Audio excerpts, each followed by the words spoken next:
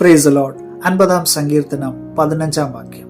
കഷ്ടകാലത്ത് എന്നെ വിളിച്ചപേക്ഷിക്ക, ഞാൻ നിന്നെ വിടുവിക്കുകയും നീ എന്നെ മഹത്വപ്പെടുത്തുകയും ചെയ്യും. അനുഗ്രഹിക്കപ്പെട്ട നല്ല ദിവസത്തിനായി നമുക്ക് സ്തോത്രം ചെയ്യാം. കഷ്ടകാലം അഥവാ കഷ്ടതയുടെ കാലങ്ങൾ ഒരു മനുഷ്യ ജീവിതത്തെ സംബന്ധിച്ചിടത്തോളം എന്നെങ്കിലുമൊക്കെ ഇത് നമ്മുടെ ജീവിതത്തിൽ കടന്നു വരും എന്നുള്ളത് ഒരു യാഥാർത്ഥ്യമാണ്. ഇതിൽ നിന്ന് ആർക്കും രക്ഷ നേടുവാനായിട്ട് കഴിയുകയില്ല. ഒന്നുകിൽ ജോലിയുടെ പ്രയാസങ്ങളായിരിക്കാം, സാമ്പത്തികമായ ഞെരുക്കങ്ങളായിരിക്കാം, ആരോഗ്യപരമായിട്ടുള്ള ബുദ്ധിമുട്ടുകളായിരിക്കാം, അതുമല്ലെങ്കിൽ കടഭാരത്താൽ ഇങ്ങനെ നമ്മളെ ഞെരുക്കുന്ന അവസ്ഥകളായിരിക്കാം. എന്തുമാകട്ടെ, പലരിലും പല വ്യത്യസ്തമായ അനുഭവങ്ങളാണ് ഈ കഷ്ടതയുടെ നാളുകളിൽ അവർ അനുഭവിക്കുന്നത്.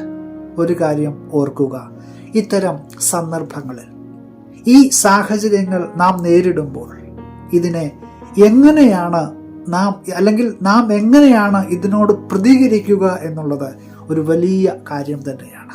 പ്രിയമുള്ളവരെ, ദൈവസന്നിധിയിൽ താണിരിക്കുക എന്നുള്ളതല്ലാതെ മറ്റ് ഒരു പ്രതിവിധിയും ഇതിനില്ല.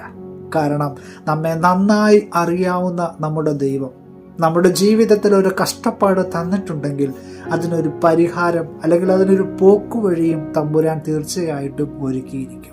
അത് പലപ്പോഴും മനസ്സിലാക്കാതെ നാം പോകുന്നത് കൊണ്ടാണ് നമ്മുടെ ഉള്ളിലുള്ള വേദനകൾ നിലവിളികളായിട്ടും സങ്കടങ്ങളായിട്ടുമൊക്കെ പുറത്തേക്ക് വരുന്നത്. അതുകൊണ്ട് പ്രിയമുള്ളവരെ, കഷ്ടതയുടെ നാളുകൾ ദൈവം നമ്മുടെ ജീവിതത്തിൽ അനുവദിച്ചു തരുമ്പോൾ അത് ഇരു കരങ്ങളും സ്വീകരിച്ചുകൊണ്ട് എൻ്റെ ദൈവം അറിയാതെ ഞങ്ങളുടെ ജീവിതത്തിൽ ഒന്നും സംഭവിക്കുകയില്ല എന്ന് വിശ്വസിച്ചുകൊണ്ട് അതിനെ ഏറ്റെടുത്ത് പ്രാർത്ഥിച്ച് അത് ജീവിതത്തിൻ്റെ അനുഭവമാക്കി ദൈവകൃപയോടെ അതിനെ നേരിടുവാനായിട്ട് നമുക്ക് ഓരോരുത്തർക്കും കഴിയണം. അങ്ങനെയെങ്കിൽ ഒരു ദൈവ പൈതലിന് ഇത്തരത്തിലുള്ള ഈ നാളുകളിലൂടെ അവൻ കടന്നു പോയാലും അവനെ നിലംപരിചാകുവാനായിട്ട് കഴിയുകയില്ല.